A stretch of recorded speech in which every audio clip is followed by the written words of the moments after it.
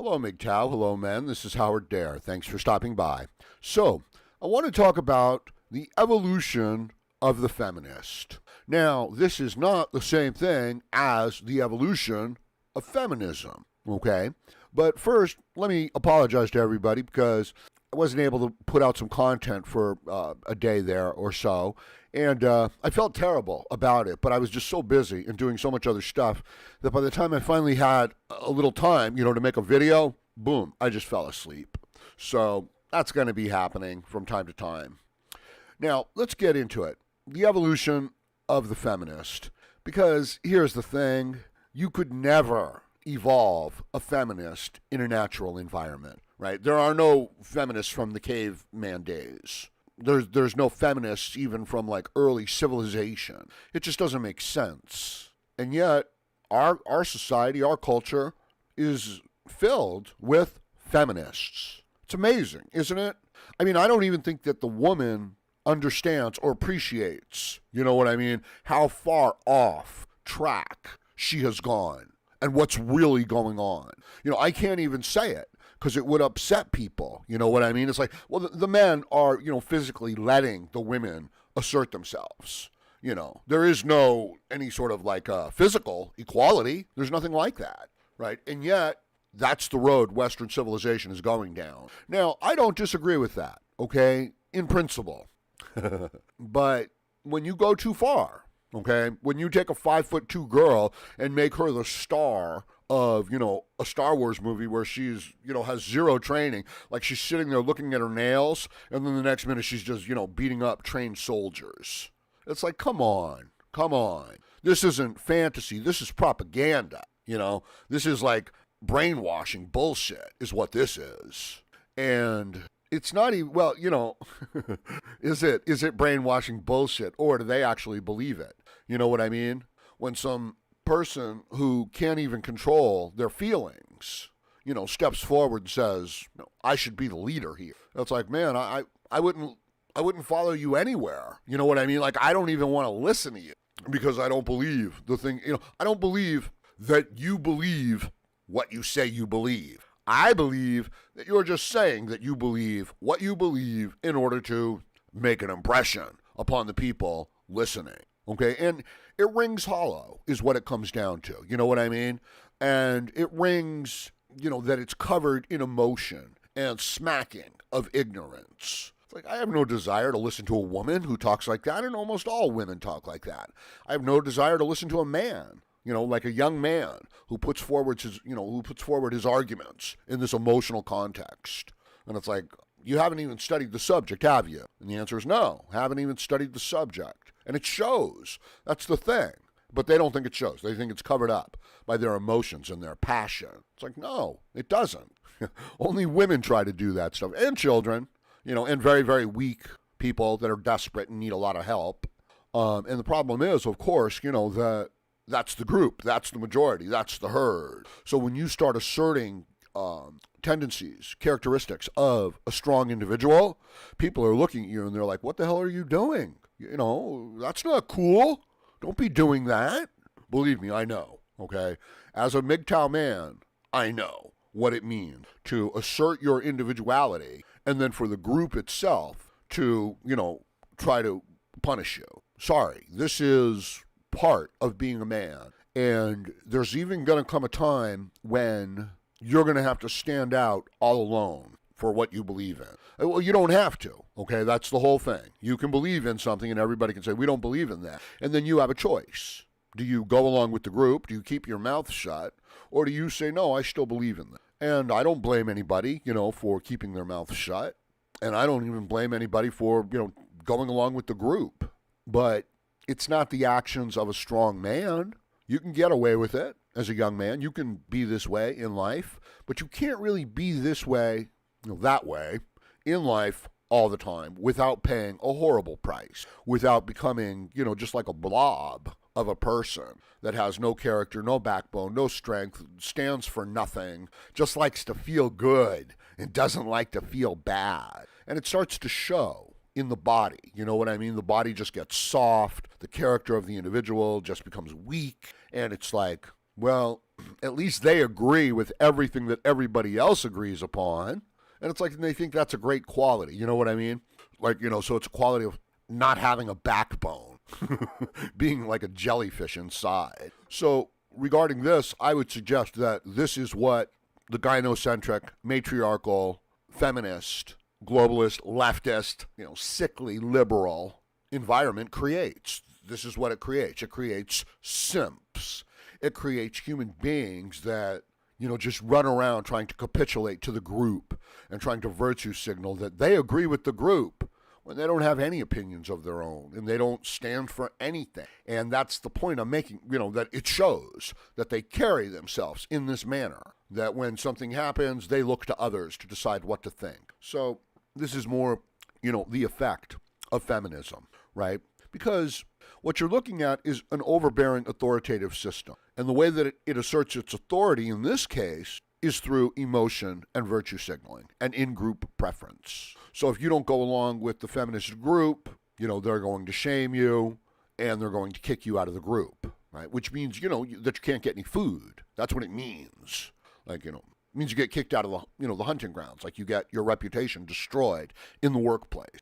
Groups of feminists contact the place where you work and say, do you want someone like this working at your place? Also notice that the person's position within the group is determined by their adherence to the dogma of the group and not questioning the authority of the group. So they're not going to read a new book. And if you read a new book and bring that theory to the discussion, they're going to kick you out of the group. Right? It's got nothing to do with the theory. It's got nothing to do with, what can help. It has to do with their position, their status within the group, and how you move up or down within the group. Right? It's not based on logic. It's not based on reason. This is why you're not going to win an argument. This is why you're not going to have an argument with a feminist, with a leftist, with a globalist, with a collectivist. They're going to hear that that you don't agree with them, and they're going to think, my goodness, this person is a monster. And then they're going to look around at the people nearby, and they're going to say, hey, this person doesn't believe in welfare for the poor. He's a monster. And it's like, no, I believe in equal opportunity. I believe in, them existing in a free market so that if they want, they can get a job and they can work themselves out of poverty, right? I don't even have a problem with the idea of offering them a little bit of temporary help, but the idea of supporting them in not supporting themselves so that you have enslaved somebody who has this, this virtue, this quality of working, okay, and you're making them work for somebody who won't work for themselves. It's disgusting. You know what I mean? And you're doing it on the thing of, oh, they need help. It's like, well, they might have needed a little help, but after that, they were just lazy and manipulative. And if you're going to end up with a huge population of people like that and a small population of people that want to, work hard, well, that's what we're looking at right now. And that's why the men are going their own way, right? So the evolution of the feminist, it's a downward spiral, right? It's a downward spiral away from virtue and away from personal effectiveness. So this idea that we're like all in some sort of a group, it's like, yeah, the people who are telling you that are the people who want your resources into the group. Right, but if you need more resources out of the group than you're going to be putting into the group, suddenly you're not welcome in the group. So it's just this in-group preference based on the group, not the value. And for a child, it's a fine way to go. For a weak person, okay, I understand, but for a self-respecting man, it's not possible. It's just not possible. You won't have the fortitude of will. You won't have the strength of character to go against the group, to walk into the storm. You'll always go with the flow because you don't want to upset the group. So you can't develop. And look at the men around you. And this is what a lot of them end up doing. One of the saddest things about encountering the blue pill man is that by agreeing and being completely sympathetic to the female point of view, he betrays his own masculine point of view, his own masculine pride, and he becomes a very soft man, right? He's not driven by his own internal ideals and ambitions and passion, right? He's just this servant of the group. So how's he going to get strong? Is he going to get strong in service to something that he doesn't really know the motivations of? That's not going to work. You understand where that would lead, right? Where the man is eventually looking at himself and saying, my God, I've been a servant to people who are not worthy. I've, sacrificed for a cause that it's evil, right? It's maladaptive. We don't get stronger as a result.